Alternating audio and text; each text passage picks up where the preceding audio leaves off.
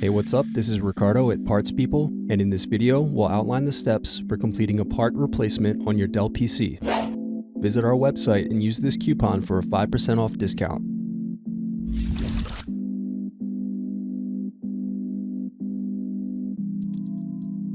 First, unscrew and remove bottom cover access door.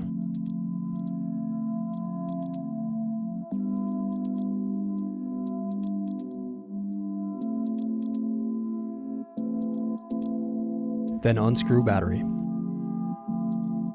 Now remove and unplug battery. Then unplug the keyboard cable.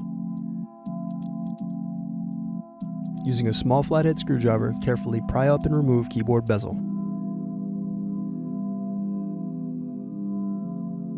Now unscrew and remove keyboard.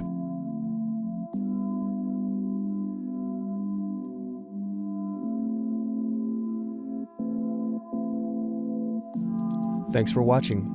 Don't forget to like and subscribe if you enjoyed this video. And if you need more, check out this playlist to watch other tutorials for your laptop. You can also click here to find parts for your laptop at partspeople.com.